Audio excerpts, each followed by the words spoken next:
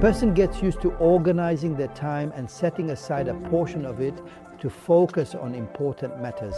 And the more we focus on important things in our lives, the greater our achievements will be in those areas.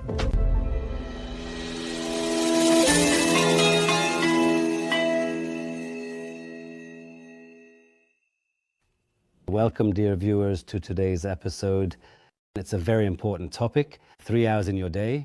This is one of the works of Dr. Ibrahim Al-Qaeed, whom we welcome once again. Welcome, Doctor. Welcome to a very important topic from one of your outstanding books. Thank you, Khalil, and welcome. I'm truly pleased to meet with you as well and to offer whatever I can. In some of your books, you talk about 3 hours in your day that can make you an exceptional person. Yes.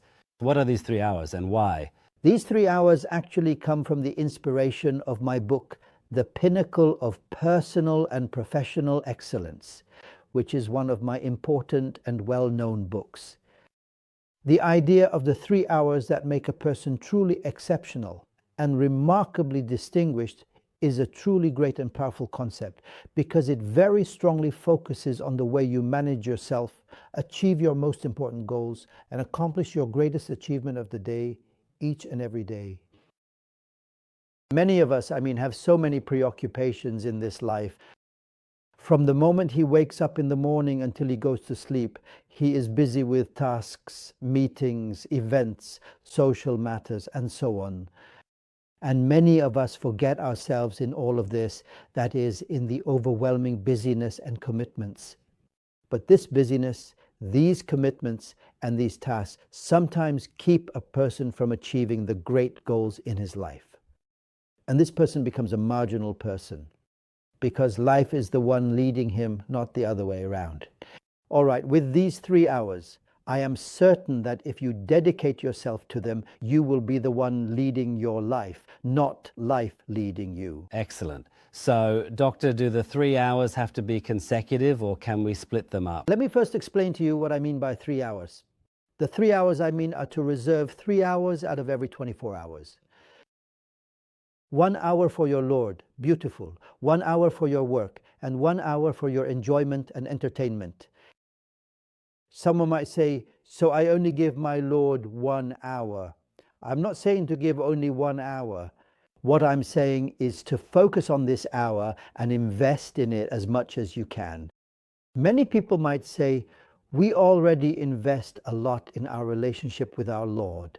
We perform the 5 daily prayers and do good deeds. And I say that's true and that's good.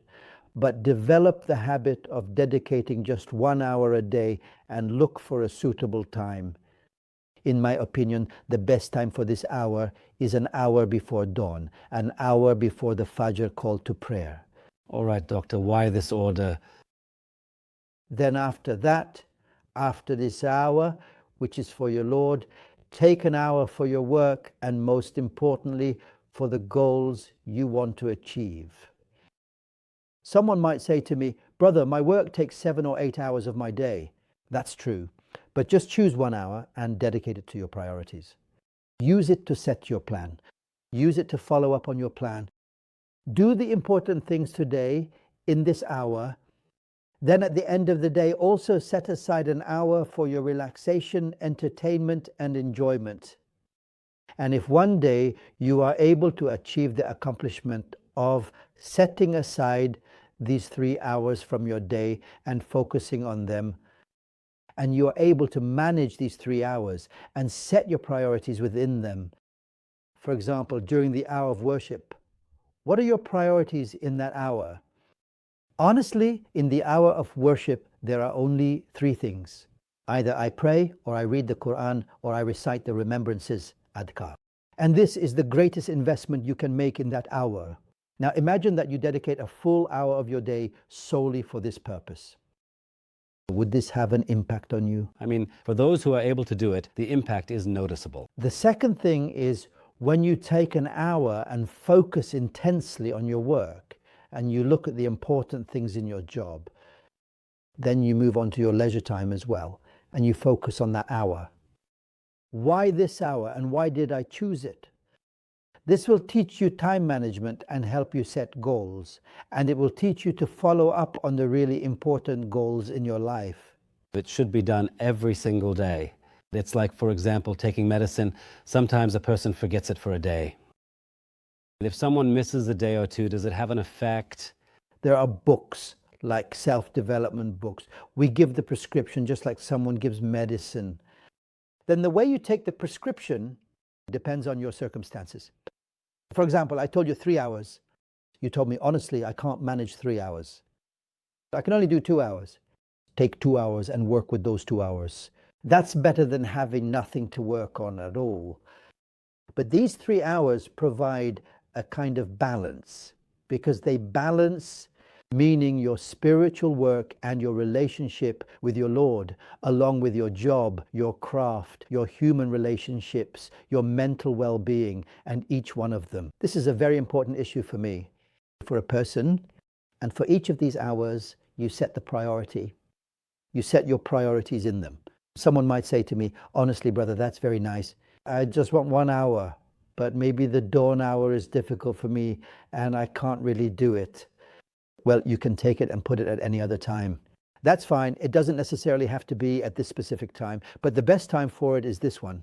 Let's suppose someone has a month off, for example, with no work, and he wants to enjoy this month. How can he adjust the 3 hours and merge the work hour into one of the other 2 hours? I'm here now. Now you're starting to talk about exceptions to the exceptions, because travel itself is an exception. It's not regular life. When you travel, you should dedicate 70 or 80% of your time to relaxation.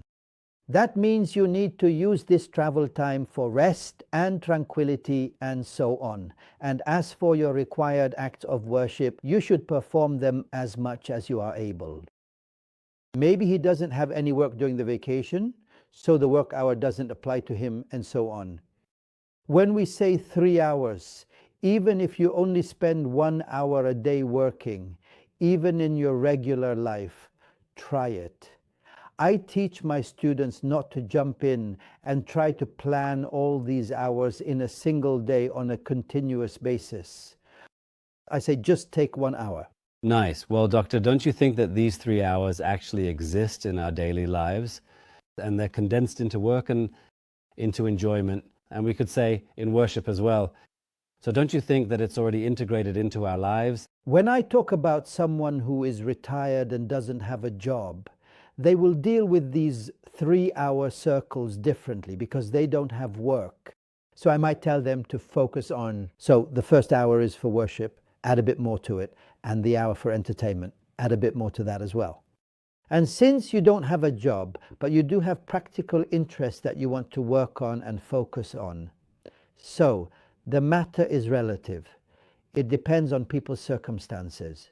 For example, it depends on the student. He focuses on his studies and on the work hour much more than on the hour of worship, for instance. He fulfills his religious duties, but leaves the focus on worship and a full hour for older people, meaning those who have passed a certain age and so on. What I mean is simply that a person should get used to organizing their time and setting aside a portion of it to focus on important matters. And the more we focus on important things in our lives, the greater our achievements will be in those areas. When you dedicate a specific hour in your life to focus on worship, for example, and say, during this hour, I want to memorize 1 page of the Quran within 5 days. You will have memorized 5 pages, for example, and that is a huge achievement. And the same applies to your work and your leisure. I advise my students to take it hour by hour. Take the first month and focus on 1 hour, which is the hour of work. Doctor, if someone would like to, for example, you said normally it's 1 hour, 1 hour, 1 hour. Yes. What if someone wants to add 2 hours, for example? 2 hours, 2 hours. Wouldn't that be considered a bit excessive and heavy for someone who wants to build these habits? On the contrary. The goal is that once you dedicate that hour, over time you'll find that this hour has become a very important part of your life. And it's the most valuable thing you have in your day. And you'll see that you actually want to increase that hour. You'll want to increase it a bit more until one day your entire day becomes organized time, between your worship, your work, and your personal relationships, so that the 3 hours we talked about all become interconnected and all serve your goals and achievements in life. Doctor, the way this idea is applied might differ from person to person. Is there, for example, any minimum or maximum limit at all when it comes to applying this? Not at all. It really depends on how you apply it. As I told you at the beginning, in the first month, just take 1 hour. Say, take the work hour, great, but focus on it for a whole month. Honestly, after 30 days, you'll find you have a specific hour, mashallah. This hour is something you care about, and you organize yourself around it. Some of them, for example, for me, for instance, this hour for me is the start of the workday. The start of work meaning from 8 to 9 o'clock. This is the golden hour that I use before I go to my office.